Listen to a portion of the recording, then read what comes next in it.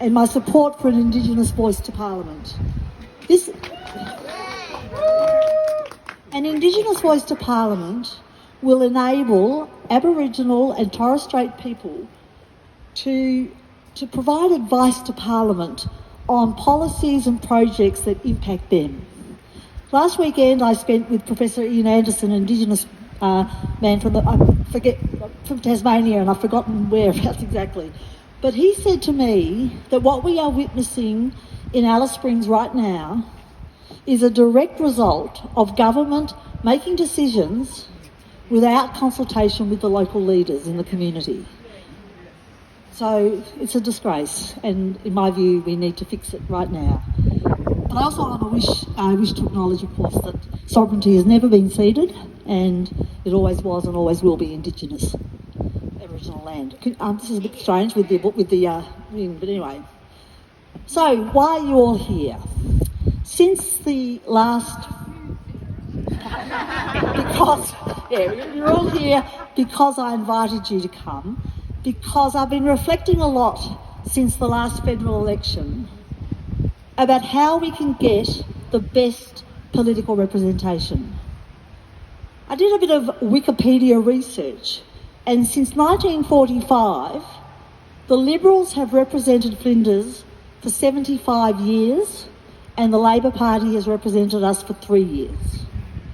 I think it's fair to say, I'm a researcher and I work with evidence, so I think it's fair to say that we live in a blue ribbon federal electorate. But this is the important thing. If we want to change that, the progressives, which I consider all of us progressives, and they're people who support community independence, Teals, or the Greens, or Labor, or Animal Justice Party. We're all progressives, and we need to collaborate. We will be much stronger if we build on what unites us. Strong climate action, social justice, gender and race equality, and kindness. So today's get-together is to start a conversation amongst those of us here. Hopefully next time we meet there'll be more of us, and hopefully the weather will be better. But we have to work strategically to beat the blue team in Flinders. In my view, now this is just my view, I'll be asking for your view in a minute, but in my view, we have to stop this nonsense about a two-horse race.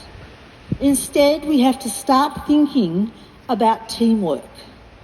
For example, and this is a very recent example with the Victorian state election, as you probably all know, the district of Mornington was on a knife's edge. Kate Lardner, the Teal candidate, the community independent, she nearly got over the line, but this is thanks to the preferences from Labor and the Greens.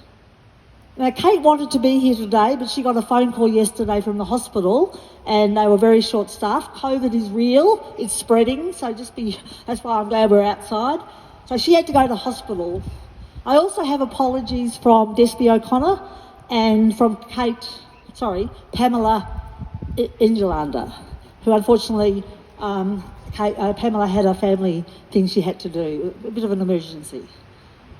So to kick the conversation off now, and I'm hoping we all know each other well enough to feel comfortable to speak to all of us. In fact, if you feel you want a microphone, I can take this off here, can I? I don't know if there is, but okay, and pass it around if we need to. But so I really do welcome your ideas. As you know, I'm a qualitative researcher. I love ideas. The more ideas I have, the better I can process how we can move forward.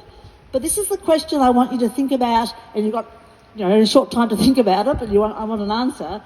Do you think progressives, like who have the table tennis bats, I'm hoping we can have one game before you all go too, with a green, a red, a blue, and so do you think the progressives should work collaboratively? And if you do think that, how?